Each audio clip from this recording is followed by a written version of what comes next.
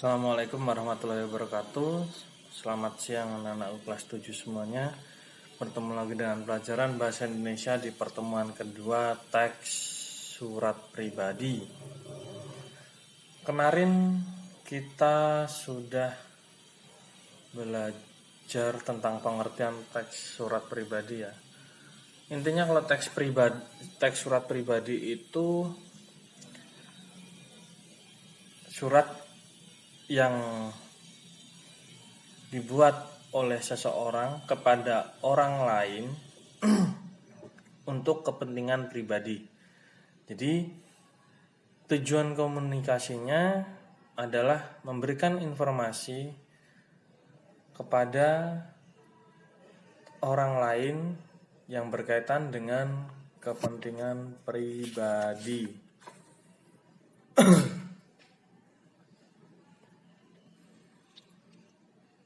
Lalu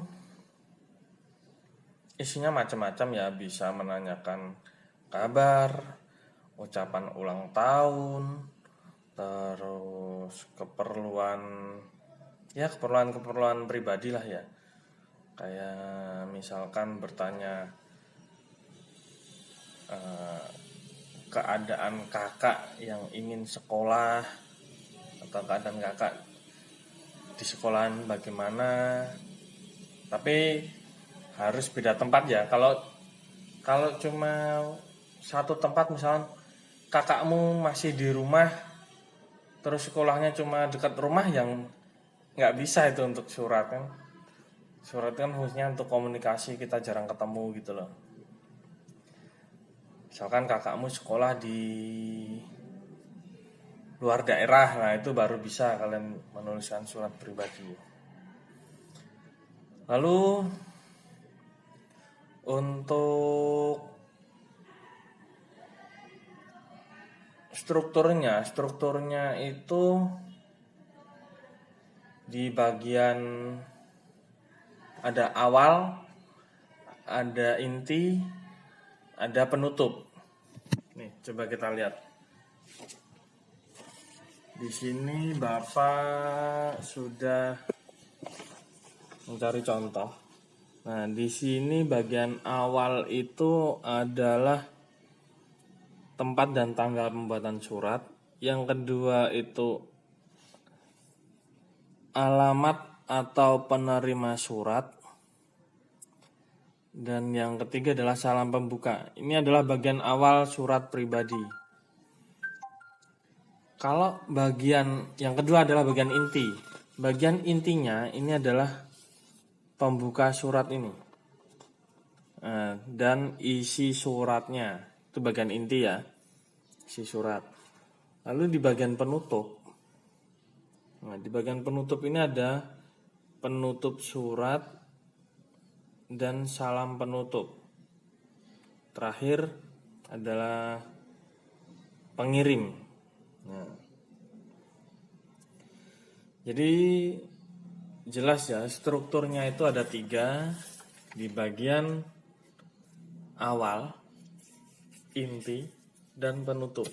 Di awal itu ada 3, tempat dan tanggal, lalu alamat atau penerima surat, yang ketiga salam pembuka.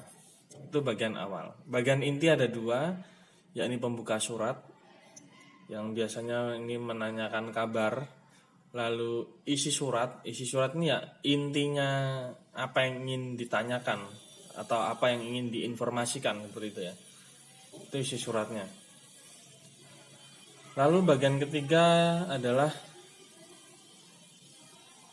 penutup. Penutup itu yaitu tadi ada penutup surat dan salam penutup serta pengirim suratnya.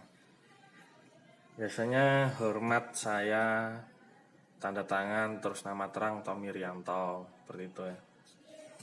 Lalu untuk ciri bahasa surat pribadi itu biasanya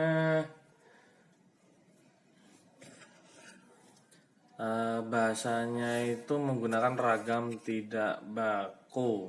Nah, di sini contohnya ada kata lo. Kata ayah kita di Bali selama 3 hari. Nah, ini kata lo ini merupakan ragam tidak baku. Nah, contoh itu juga merupakan salah satu contoh ciri bahasa kedua, yakni ciri bahasa ketiga menggunakan kata frasa gaul. Lo itu juga termasuk ya. Terus ada lagi menggunakan kata atau frasa emotif. YTS yang tersayang. Itu juga.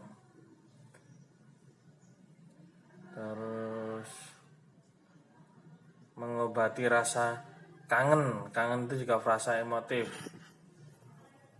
Tapi kata kangen itu juga termasuk kata atau frasa ragam tidak baku. Kalau tidak baku ya karena kangen itu harusnya rindu kan gitu. Kalau ragam bakunya rindu.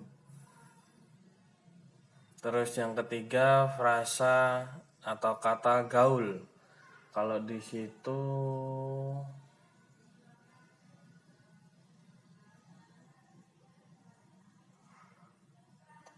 adik tunggu ya kabar dari Kak Ayu. Oke. Nah, oke ini merupakan satu kata, sebetulnya kata serapan ya ini, kata maksudnya ragam tidak baku. Tapi kalau di sini contohnya super duper, sobatku, itu termasuk ragam frasa gaul. Terus yang keempat menggunakan kata sapaan. Kata sapaan itu ya panggilan. Kalau di sini Kak,